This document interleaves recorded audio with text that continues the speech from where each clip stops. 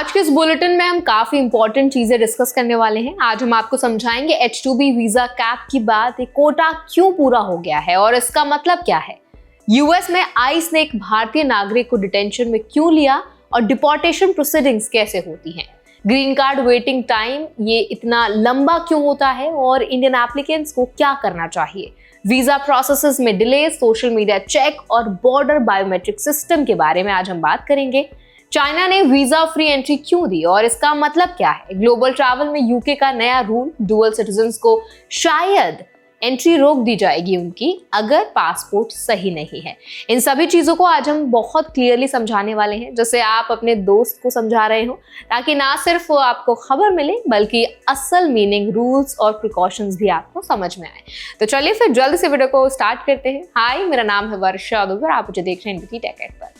सबसे पहले बात करते हैं सबसे इंपॉर्टेंट खबर की। H-2B वीजा एक ऐसा टेम्पररी वर्क वीजा है जिसका इस्तेमाल अमेरिका में शॉर्ट टर्म या सीजनल कामों के लिए फॉरेन वर्कर्स को लाने में होता है।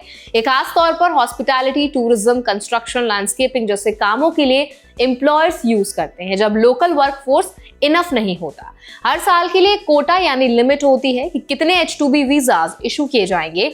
आमतौर पर ये लिमिट कांग्रेस ने डिसाइड की होती है, लेकिन कुछ केसेस में एक्स्ट्रा कोटा भी यूएस गवर्नमेंट अलग से निकालती है ताकि लेबर डिमांड को पूरा किया जा सके।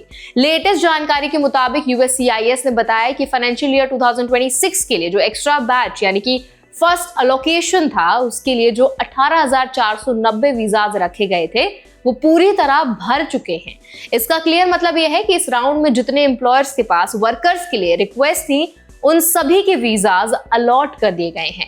अब इसका असर क्या है? इसका सीधा असर यह है कि इंडियन एप्लीकेंट्स जो H-2B जैसे वर्क वीजा की कैटेगरी में आने वाले जॉब्स में अप्लाई कर रहे हैं, उन्हें अब अभी के लिए यही कोटा हिट हो गया है और नेक्स्ट अलोकेशन तक इंतजार करना पड़ेगा।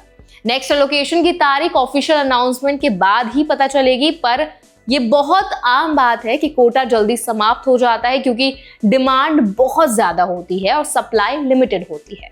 अब अगर हम इसे इंडियन एप्लीकेंट्स के कॉन्टेक्स्ट में देखें तो उसका मतलब ये हुआ कि H-2B वीजा कैटेगरी में एंट्री करने के लिए आपको पहले से ही पेपर वर्क और एम्प्लॉयर सपोर्ट रेडी रखना होगा, क्योंकि जितने भी वीजाज हैं वो बहुत जल्दी खत्म हो जाते हैं।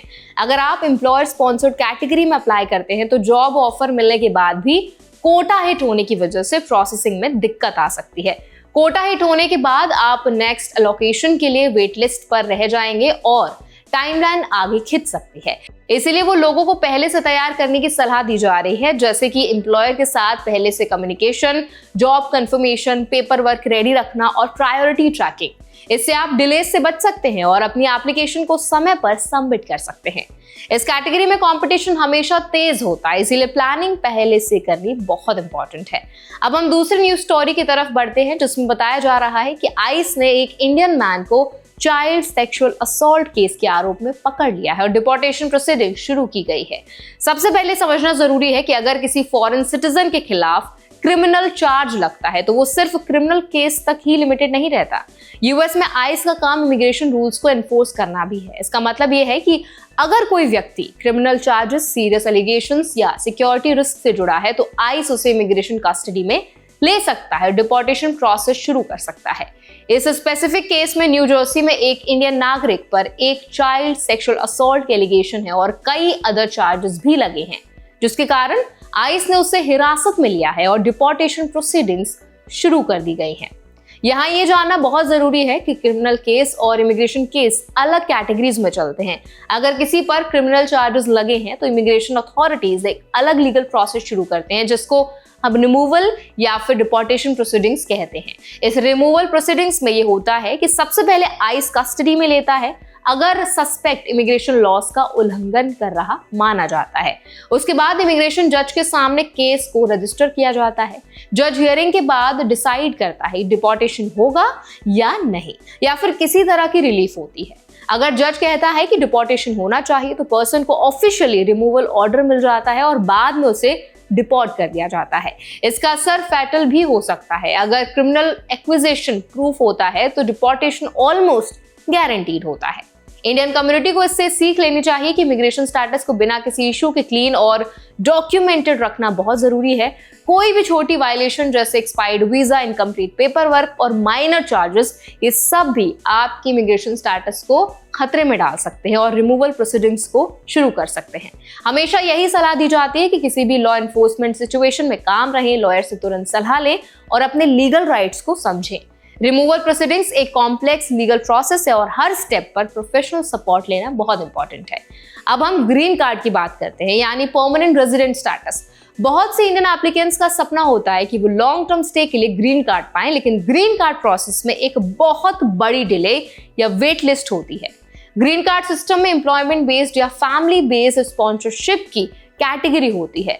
भारत जैसे देश से एप्लीकेशन होने पर यूएससीआईएस में हर कंट्री के लिए एक फिक्स्ड शेयर होता है। अगर किसी देश से बहुत ज्यादा लोग अप्लाई कर रहे हैं तो बैकलॉग बन जाता है। रिपोर्ट में बताया गया है कि इंडियन एप्लीकेंट्स को ग्रीन कार्ड प्रोसेस में लगभग 13 साल या उससे ज्यादा का भी इंतजार करना पड़ सकता है। इसका सबसे बड़ा कारण यही है कि प्रायोरिटी डेट्स बहुत पीछे होते हैं और पर कंट्री कैप की वजह से इंडियन एप्लीकेंट्स की जो लाइन है वो बहुत लंबी हो जाती है। प्रायोरिटी डेट का मतलब है कि जब आपका एम्प्लॉयर या फैमिली स्पॉन्सरशिप एप्लीकेशन यूएससीआईएस में फाइल होता है तो आपको एक डेट दी जाती है। उसके बाद आपको वेट करना होता है जब तक कि वीजा बुलेटिन में आपकी प्रायोरिटी डेट करंट नहीं दिखने लगती। इस वेटिंग पीरियड को आसान भाषा में समझें। मानिए 200 लोग एक ही कैटेगरी में अप्लाई कर रहे हैं और हर साल यूएससीआईएस सिर्फ 5 एप्लीकेंट्स को ही आगे प्रोसेस करने दे रहा है। ऐसे में प्रायोरिटी डेट्स धीरे धीरे आगे बढ़ती है और इंडियन लाइन में सालों तक वेट करते रहते हैं। इंडियन एप्लीकेंट्स को सीखना होगा कि ग्रीन कार्ड प्लानिंग एक लॉन्ग टर्म कमिटमेंट है। इसके लिए आपको patience, paper work, consistent updates और लीगल एडवाइस की जरूरत होती है। सिंपल स्टेप्स जैसे कि priority date tracking, category selection, EB1, EB2, EB3, employer communication और डॉक्यूमेंटेशन रेडी रखना, ये सब बहुत जरूरी है।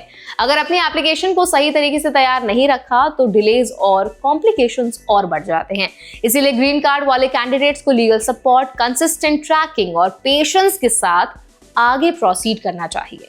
अब हम बात करेंगे उन छोटे छोटे बट प्रैक्टिकल इश्यूज की जो हर वीजा एप्लीकेंट को फेस करने पड़ते हैं। बहुत से लोगों की न्यूज फीड में इंफॉर्मेशन आई होगी कि वीजा इंटरव्यू अपॉइंटमेंट्स अब अधिक डिलेज के साथ मिल रहे हैं और कुछ प्रोसीड्यूरल चेंजेस भी हो रहे हैं। सबसे पहले एक बड़ा चेंज ये हुआ है कि अब वीजा इंटरव्यूज केवल अपनी होम कंट्री या लीगल रेजिडेंस की कंट्री में ही करवाना होता है। प्रीवियसली यानी कि पहले कुछ एप्लीकेंट्स थर्ड कंट्री में भी इंटरव्यू कर लेते थे, पर चेंजेस के बाद ये ऑप्शन काफी ज्यादा कम हो गया है। इससे डिलेज और वेटिंग लिस्ट बढ़ रहे हैं, खासकर इंडियन और सिमिलर कंट्रीज के एप्लीकेंट्स के लिए। दूसरी बात, इंटरव्यू के दौरान सोशल मीडिया स्क्रीनिंग भी अब एक बहुत बड़ा पार्ट बन चुकी है। यूएससीआईएस और कॉन्सुलेट सोशल मीडिया हिस्ट्री भी रिव्यू कर सकते हैं ताकि एप्लीकेंट के बैकग्राउंड, बिहेवियर और इंटेंशंस को समझा जा सके। कभी कभी सोशल मीडिया हिस्ट्री के कारण इंटरव्यूज कैंसिल या रीशेड्यूल हो जाते हैं। तीसरी बात, एंट्री एग्जिट बायोमेट्रिक सिस्टम की बात है, जिसमें हर नॉन यूएस सिटीजन पर फिंगरप्रिंट, फेस स्कैन या बायोमेट्रिक्स कलेक्ट होते हैं। ये सिस्टम ओवरस्टेज और फ्रॉड को रोकने के लिए लाया गया है और 2026 से अप्लाई हो चुका है। अब ये ग्लोबल अपडेट ये है कि चाइना ने यूके और कनाडा पासपोर्ट होल्डर्स को 30 दिन के लिए वीजा फ्री ट्रैवल की अनुमति दे दी है। इसका मतलब ये है कि यूके और कनाडा नागरिक बिना वीजा के चाइना में tourism, family visits, business visits या ट्रांजिट के लिए 30 डेज तक रह सकते हैं। ये पॉलिसी बहुत बड़ा मूव है, खासकर ग्लोबल ट्रैवल फैसिलिटेशन की दिशा में। हालांकि पॉलिसी इंडिया के पासपोर्ट होल्डर्स के लिए अभी लागू नहीं है, लेकिन एग्जाम्पल है कि किस तरह डिफरेंट कंट्रीज अपने बॉर्डर्स को ओपन कर रहे हैं या पॉलिसी में बदलाव कर रहे हैं। अगर आपका travel plan multi country itinerary है तो आपको ये जानना होगा कि यूएस के लिए अलग रूल्स है, यूके के लिए अलग, चाइना के लिए अलग और कनाडा, शेंगन या अदर कंट्रीज के लिए अलग। हर कंट्री की एंट्री रिक्वायरमेंट्स अलग होती हैं। कुछ देशों में वीजा फ्री स्टे मिलता है और कुछ देशों में स्ट्रिक्ट डॉक्यूमेंट रिक्वायरमेंट्स होती हैं। अब एक ऐसा अपडेट है जो ग्लोबल ट्रैवल को इंपैक्ट कर सकता है। यूके ने एक नया रूल बनाया है कि डुअल सिटीजन्स जो यूके पासपोर्ट रखते हैं उन्हें अपने पहले से यूके पासपोर्ट से ही ट्रैवल करना पड़ेगा या फिर उन्हें एक एक्स्ट्रा डॉक्यूमेंट लेना होगा जिसे सर्टिफिकेट ऑफ एंटाइटलमेंट कहते हैं। इस रूल के तहत अगर कोई ब्रिटिश नेशनैलिटी वाला डुअल सिटीजन यूके एंट्री के लिए दूसरा पासपोर्ट लेता है और यूके पासपोर्ट नहीं दिखाता तो उसे एंट्री से रोका जा सकता है। सर्टिफिकेट लेने की कॉस्ट भी होती है, कई केसेस में हंड्रेड्स ऑफ पाउंड्स तक फीस देनी पड़ सकती है, जिससे कई लोगों की ट्रैवल प्लानिंग पर इम्पैक्ट हो सकता है। ये रूल इस बात को बताता है कि हर कंट्री अलग तरीके से बॉर्डर्स और ट्रैवल डॉक्यूमेंटेशन को इन्फोर्स कर रही है। जैसे यूएस में बायोमेट्रिक एंट्री एग्जिट रूल्स हैं, चाइना में वीजा फ्री पॉलिसीज हैं, यूके में डुअल पासपोर्ट रूल्स हैं। ऐसे में ग्लोबल ट्रैवल प्लानिंग करते समय हर कंट्री के यूनिक एंट्री कंडीशंस को समझना बहुत जरूरी है। तो आई होप आज का बुलेटिन आपके लिए काफी हेल्पफुल रहा होगा, काफी ज्यादा इंफॉर्मेटिव रहा होगा। अगर ये बुलेटिन आपको पसंद आया तो उसको लाइक करें, शेयर करें। ऐसे और भी न्यूज बुलेटिन्स के लिए हमारे चैनल NBT टेक को भी जरूर सब्सक्राइब करें।